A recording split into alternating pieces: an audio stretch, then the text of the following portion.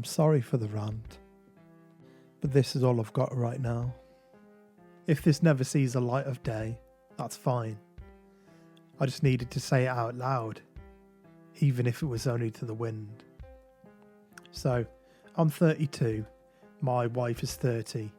A few years ago, she joined the Army Reserves. Healthcare benefits, stability, her reasons made sense at the time. So, I work a corporate job, mostly remote.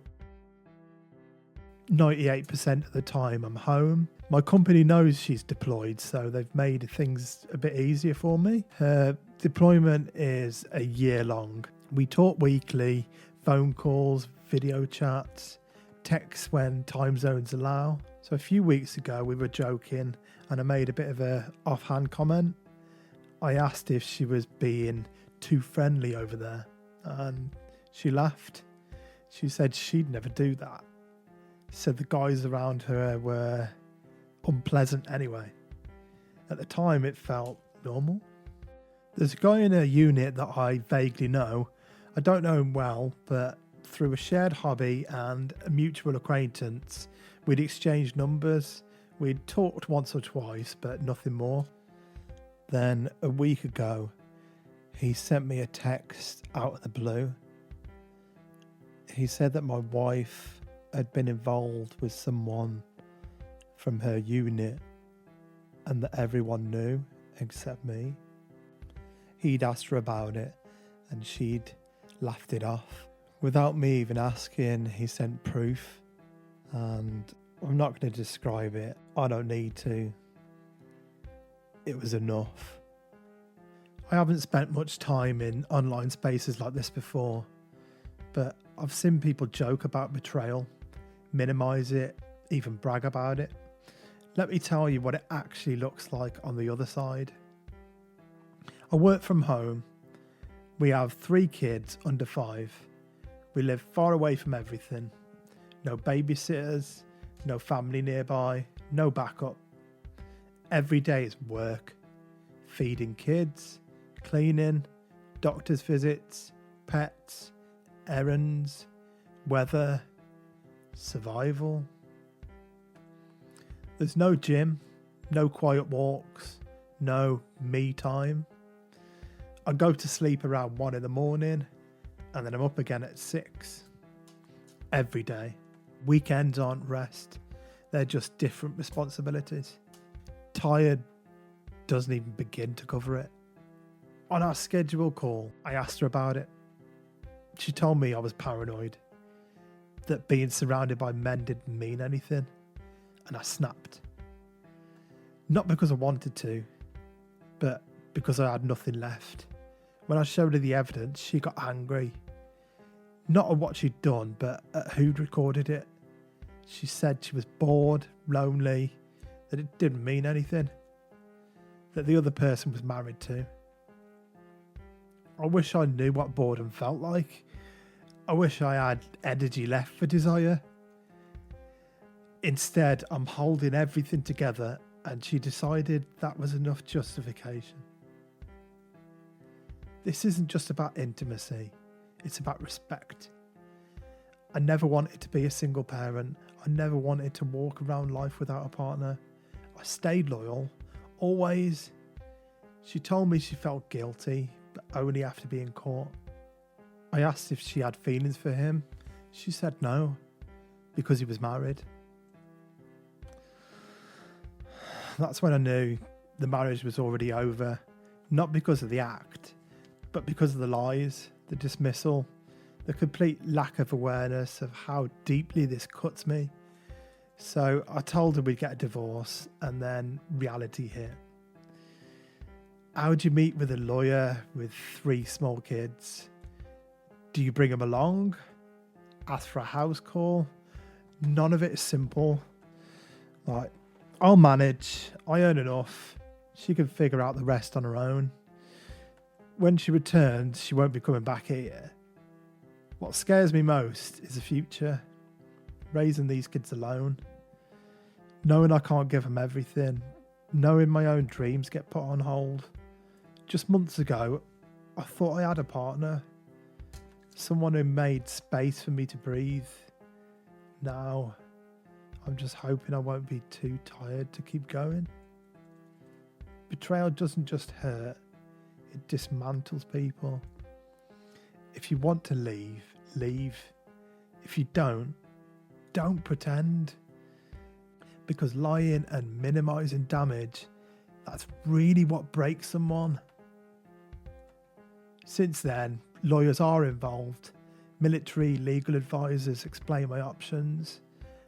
A civil attorney confirmed what I expected. This will take time, but there is a path forward. Custody, stability, a future that still exists. The person who warned me also told the other spouse. Consequences followed. My soon-to-be ex was transferred. She hasn't reached out. Not to me, not to the kids. And now they've stopped asking about her. That's what hurts the most. Kids only stay small for a while. Life moves forward. The worst of it's past. We're still standing. And maybe, that's enough for now.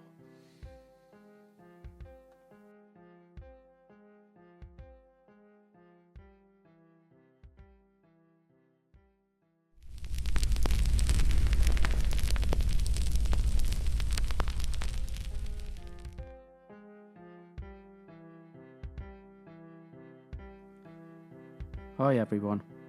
I never thought I'd be sharing something this personal. I'm a 31-year-old man and my wife is 27. We've been together for about 6 years and have a 5-year-old daughter.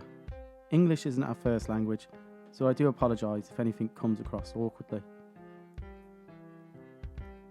For the past few months, my wife started acting very differently.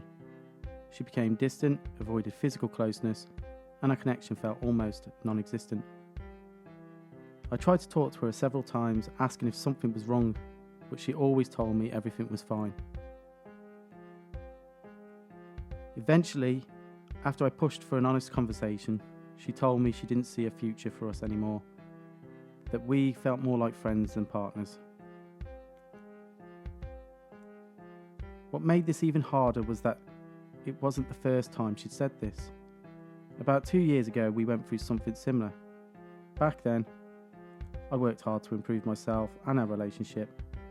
Since then, we have bought a house, renovated it, furnished it, and even travelled together. I truly believe we were rebuilding something solid. Hearing those words again completely shattered me. After a few days of barely speaking, I asked her if we could try one last time, for us and for our family. She agreed. We talked honestly about what we both needed and promised to work on things together. But not long after that, a friend told me he'd seen my wife being dropped off by a van a few streets away from our home. He couldn't see who was driving. When I asked her about it, she denied knowing anything. The following week, she went to her usual course on Tuesday. She messaged me saying she had an exam and would be home late. When she came back, she had said she'd gone for drinks with a friend afterwards. That night, she seemed unusually affectionate, and I thought maybe things were finally improving. A couple of days later, I noticed a £33 charge on our joint bank account from an online medical service. I didn't recognise it, so I looked into what that type of charge usually meant. I told myself I was probably overthinking. The next day, while taking out the trash, I found packaging that confirmed my fears. I completely broke down. When I confronted her, she said it wasn't hers and claimed it belonged to a friend who gives her rides. I asked her to call that friend and confirm it, or we would be done. She refused. That's when I told her I wanted a divorce. The next day, we began the process online. We had just bought this house and poured everything into it. Neither of us could afford it alone. Emotionally, financially, everything felt like it was collapsing all at once. While filling out the paperwork, I noticed she was using ChatGPT on her laptop. Later, I saw her account history, including searches related to that medical charge. That night, after she went to bed and I slept on the couch, I opened her laptop. What I found broke me in ways I didn't know were possible. For hours, I read through conversations and took photos.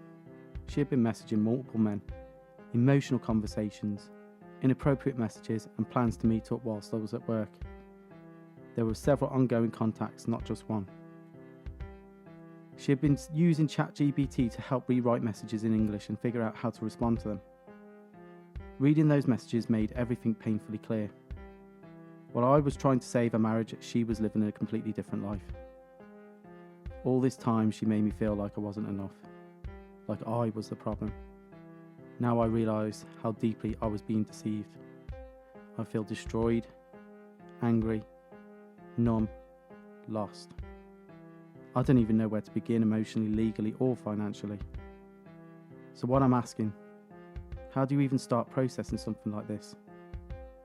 What should I do to protect myself, especially when it comes to my daughter? And how do I stay strong for her when I feel like I'm falling apart? Thank you all for listening.